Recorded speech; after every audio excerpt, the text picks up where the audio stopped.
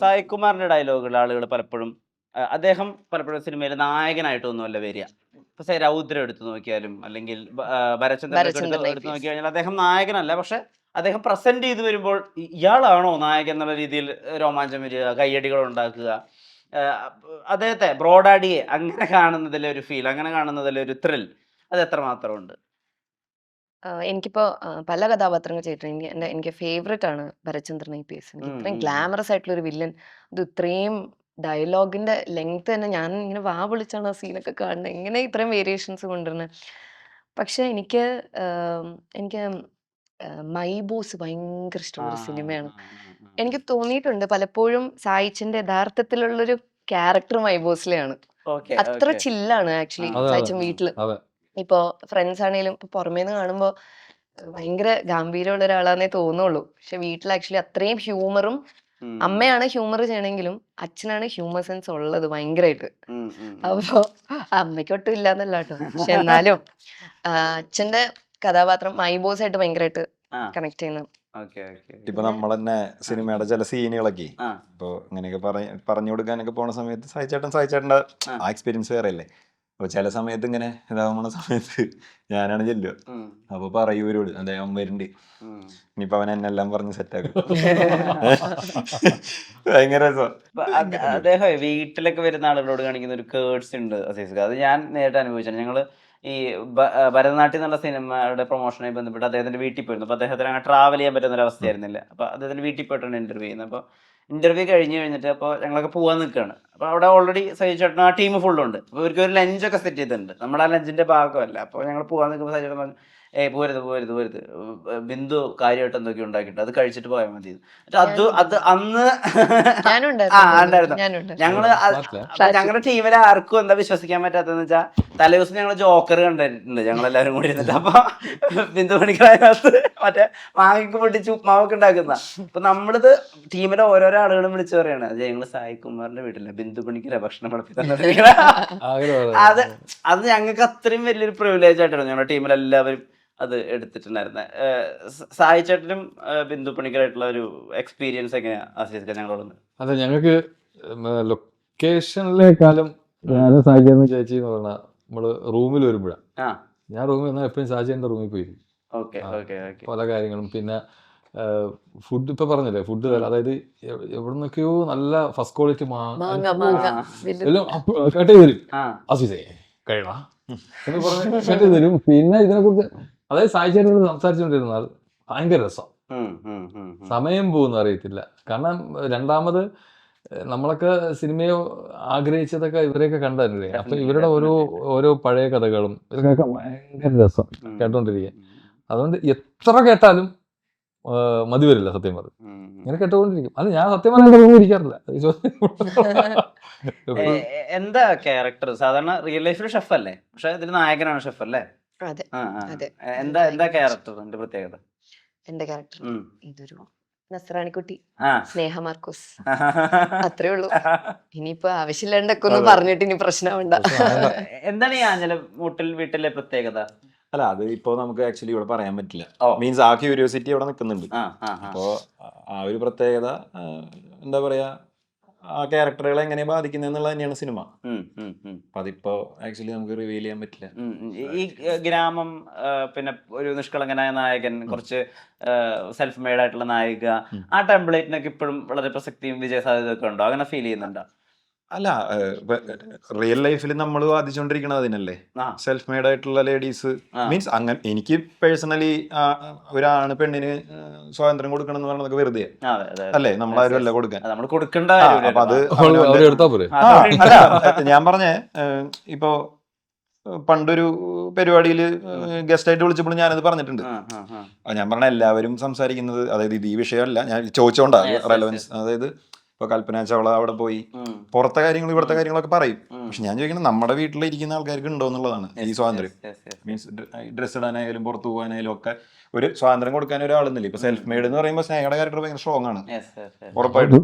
ബ്രിട്ടീഷുകാരായി പോലെ ഭർത്താക്കന്മാരല്ല, സ്വാതന്ത്ര്യം കൊടുക്കുന്ന ടീമായി അല്ല നമ്മളെ അല്ലേ. അപ്പൊ റെലവൻസ് എന്ന് പറയുമ്പോ റെലവൻസ് ഉണ്ട്. കാരണം ഇവരെല്ലാവരും നമ്മൾ ഈ ആക്ച്വലി ഭയങ്കര സാധാരണ ഇപ്പൊ ആരാണെങ്കിലും ഓഡിയൻസിന് കണക്ട് ചെയ്യാൻ പറ്റുന്ന ക്യാരക്ടേഴ്സ് ആണ് ഇവരുടെ എല്ലാവരുടെയും. നമ്മള് അത് വിട്ട് ചെയ്തിട്ടില്ല. അപ്പൊ ഈ പറഞ്ഞ സിനിമയുടെ പഴഞ്ചനും മീൻസ് എന്നെ സാറിനെ കാണുമ്പോൾ പഴഞ്ചനായിട്ട് തോന്നാം. പക്ഷെ അതിലുപരി വേറെ നമ്മളെ കുടുംബത്തിൽ വേറെ ഉണ്ട്, അവര് കോളേജും അത് വേറെ ഒരു പുതിയ പരിപാടി. അല്ല, ഞാൻ പറഞ്ഞ സാഹചര്യങ്ങളാണല്ലോ മാറ്റങ്ങൾ ഉണ്ടാക്കണത്. അപ്പൊ അത് സിനിമയുടെ ചെറിയൊരു ഫിക്ഷൻ ഉണ്ടാവും. മീൻസ് എല്ലാം നല്ല റിയലിസ്റ്റിക് എന്നല്ല, പക്ഷെ ക്യാരക്ടേഴ്സ് പരമാവധി എല്ലാം റിയലിസ്റ്റിക് ആണ്. അപ്പൊ അതിന് സാധ്യത ഉണ്ടെന്ന് തന്നെ എനിക്ക് തോന്നുന്നത് ഇനിയും.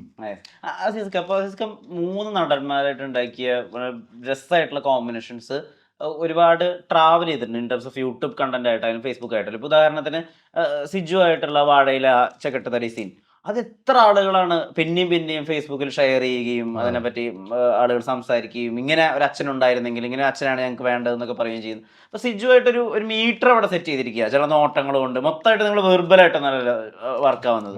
സിജു ആയിട്ട് ആ ഒരു ഇക്വേഷൻ അങ്ങനെ സെറ്റ് ആയത്. 2 ഇപ്പോൾ അതേപോലെ തന്നെ ആളുകൾ കുറെ ഇരുന്ന് ചിരിക്കുകയും ചെയ്തതാണ് ജയ ബേസിലായിട്ടുള്ളൊരു മീറ്റർ. ബേസിലിനെ ഉപദേശിക്കുകയാണ് നിന്നുകൊണ്ട്, എന്നാൽ ഒരു ഉപദേശം പോലും വർക്ക് ആവുന്നില്ല. എന്നാൽ ഇവര് ഭയങ്കര സീരിയസ് ആയിട്ടാണ് ചെയ്യുന്നത്. അപ്പുറത്ത് ഈ പറഞ്ഞ പോലെ കണ്ണൂർ സ്ക്വാഡില് മമ്മൂക്കയായിട്ടുള്ള ഒരു ഇക്വേഷൻ, എല്ലാ അർത്ഥത്തിലും അയാളുടെ നിപ്പില് അല്ലെങ്കിൽ മമ്മൂക്കയുടെ ആയിട്ടുള്ള അകലം പാലിക്കുന്നതിലൊക്കെ കണ്ണൂർ സ്ക്വാഡിൽ അയാളുടെ ശരീരഭാഷയിൽ മുഴുവൻ ബഹുമാനം പ്രകടമാണ്. ഇത് നിങ്ങൾ ഓഫ് ദ ക്യാമറ ഉണ്ടാക്കുന്ന ഒരു ഫ്രണ്ട്ഷിപ്പ് ആയിട്ടാണോ ഈ സിങ്ക് വരുന്നത്? അതെ, ഇപ്പൊ പറഞ്ഞ 3 പറഞ്ഞില്ല. ഇപ്പൊ ഞാൻ ഇങ്ങനെ ഇപ്പോഴാണ് എനിക്ക് തോന്നി തുടങ്ങിയത്. അത് വാഴ എന്ന സിനിമ ഞങ്ങള് എല്ലാവരും ഉണ്ട് അവിടെ, ഫുൾ ടീമുണ്ടല്ലോ. അപ്പൊ സത്യസന്ധമായിട്ട് പറയുകയാണെങ്കിൽ ഈ മക്കൾ ക്യാരക്ടർ ചെയ്ത ജോമോനായിരുന്നാലും സിജു ആയിരുന്നാലും ഇവരാരും അമിതായിരുന്നാലും ഇവരാരും ഞങ്ങൾക്ക് വലിയ അടുപ്പമുണ്ടായിട്ടില്ല. ഇത് കോട്ടൺ നസീറൊക്കെ പറഞ്ഞു തന്ന ഒരു പരിപാടി, എടാ അവരുടെ അടുത്ത് കൂടുതൽ അടുക്കണ്ട, നമ്മൾ വന്നു പറഞ്ഞേ മോണി എന്ന് പറഞ്ഞു. പിന്നെ അവര് ഞങ്ങളുടെ അടുത്ത് നിൽക്കാറില്ല. സത്യം പറഞ്ഞു ഞങ്ങൾ ഈ തന്തമാര് വേറൊരു വൈബില് ചെയറൊക്കെ ഇട്ടിരിക്കും, അവിടെ ഇരിക്കും ഈ പരിപാടി. അപ്പൊ ഈ യഥാർത്ഥത്തിൽ ഇപ്പൊ കൂട്ടുകാരന്മാരെ കാലി ശല്യം പടം കഴിഞ്ഞതിന് ശേഷം സത്യം. അപ്പൊ അതെന്ന് പറയുമ്പോ നമ്മള് ചെറിയ ഒരു അകൽച്ച കൊടുത്തതായിരുന്നു അവര്, സത്യസന്ധമായിട്ടും ഒരു അകൽച്ച കൊടുത്തതാണ്. അതിലുപരി പിന്നെ കണ്ണൂർ സ്കൂൾ എന്ന് പറയുന്ന പടം, അതിൽ ഞാൻ ഷൂട്ട് ഫസ്റ്റ് ദിവസം പാലയിൽ ഷൂട്ട് നടക്കുന്ന സമയം ഒറിജിനൽ നമ്മളെ സ്ക്വാഡിന്റെ 2-3 പേര് വന്നായിരുന്നു. വന്നിട്ട് അപ്പൊ ഞാൻ അവിടെ ചേർത്തിരിപ്പുണ്ടായിരുന്നു. അപ്പം നമ്മളെ പ്രൊഡക്ഷൻ്റെ അവരൊന്ന് ഉണ്ടെന്ന് പോലീസുകാർക്ക്, ഒറിജിനൽ പോലീസ് അവർ വന്ന ഷൂട്ട് തുടങ്ങിയതിൻ്റെ അന്ന് വന്നതാ. അവർക്ക് ചായ കൊണ്ട് കൊടുത്തപ്പം അതിലൊരു പോലീസ് ചോദിച്ചു, സാറിന് കൊടുത്തായിരുന്നോ എന്ന് ചോദിച്ചു. അപ്പൊ ഞാൻ ഇങ്ങനെ കേട്ടോണ്ടിരിക്കും. അപ്പൊ സാറിന് ഉദ്ദേശിച്ചാൽ മമ്മൂക്ക ചെയ്ത ക്യാരക്ടർ ജോർജ്, പുള്ളി അവിടെ ഉണ്ടായിരുന്നു, പുള്ളിക്ക് കൊടുത്തോ എന്ന് ചോദിച്ചു. അപ്പൊ ഞാൻ ആലോചിച്ചപ്പോ ഭയങ്കര കെയറിങ് അതിനകത്ത്, സീരിയസ്ലി ഒരു കെയറിങ്. പിന്നെ രണ്ടാമത് അവിടുത്തെ വന്ന ആ ഒരു പോലീസുകാരൻ്റെ ഇവിടെ ഒരു മുറിവുണ്ടായിരുന്നു. അങ്ങനെ അത് ഞാൻ പെട്ടെന്ന് കണ്ടിട്ടാണ് ഷൂട്ടിന്റെ അന്ന് ഓടിപ്പോ ഞാൻ റോബിയുടെ അടുത്ത് പറഞ്ഞാൽ ഇവിടെ ഒരു മുറിവ് കൊടുക്കട്ടാ ചോദിച്ചു. അതിനകത്ത് ചെറിയൊരു മുറിവ് കണ്ടില്ലേ, അത് ഒറിജിനൽ പോലീസ് അവരെ ഞാൻ എടുത്തത് അതാണ്. അപ്പോഴെന്തെന്ന് പറയുമ്പോ കെയറിങ്, പുള്ളി ഭയങ്കര കെയറിങ്, അതാണ് എപ്പോഴും. പിന്നെ ഞാൻ എന്തെന്നറിയാമോ, ഞാനൊരു സാധനം പിടിച്ചു, എപ്പം മമ്മൂക്ക സാറ് നിന്നാലും ഞാൻ മമ്മൂക്കാരെ ലെഫ്റ്റ് സൈഡ് നിൽക്കുള്ളൂ. ഏത് ഷോട്ട് നോക്കിയാലും ഞാൻ ലെഫ്റ്റ് സൈഡ് നിൽക്കും. ഞാൻ അത് പിടിച്ചതാ. പുള്ളിയുടെ ലെഫ്റ്റ് ഹാൻഡ് റോണി ചേട്ടൻ റൈറ്റ് ഹാൻഡ് എന്നൊരു സാധനം നമ്മള് കിട്ടിയതാ. അത് ഞാൻ എപ്പോഴും അവിടെ നിൽക്കുള്ളൂ. പിന്നെ ഒരു അകലം. പിന്നെ പുള്ളി നമ്മളെ ഭയങ്കരമായിട്ട് ഒരു സുഹൃത്ത് വലയം പോലെ ഞങ്ങൾ ആക്കിയെടുത്ത്. അല്ലാതെ കാരവനിൽ നിന്ന് ഇറങ്ങുന്ന മമ്മൂക്കയല്ല നമ്മൾ കണ്ടത്, 24 മണിക്കൂറും പുള്ളി നമ്മൾ കൂടെയായിരുന്നു. അപ്പൊ അങ്ങനെ ഒരു സാധനം കിട്ടി. പിന്നെ ജയ് ഹേ എന്ന് പറഞ്ഞാൽ ബേസിൽ ഒരുപാട് ഹെൽപ്പ് ചെയ്യും. കാരണം ഞാനും ബേസിലും കാരവനിൽ ഇരിക്കുമ്പോൾ തന്നെ ബേസിൽ എന്നെ വിളിച്ചിട്ട് നമുക്ക് ഡയലോഗ് പറഞ്ഞു നോക്കാം. ഞാനും ബേസിലും സത്യം പറഞ്ഞാൽ ഭയങ്കര റിഹേഴ്സൽ എടുക്കും. എന്നിട്ട് ഒറ്റ ടേക്കിൽ പോയിട്ട് അഭിനയിച്ചിട്ട് ഞാൻ അവനെ പോയിട്ട് പക്ഷെ 10-15 പ്രാവശ്യം റിഹേഴ്സൽ എടുക്കും. ഞാൻ നീ അവിടെ പോകുന്നത് അതിനകത്ത് അഭിനയം നമ്മള് അഭിനയിച്ചിട്ട് അവിടെ ഒറ്റ ടേക്ക് എടുത്തിട്ട്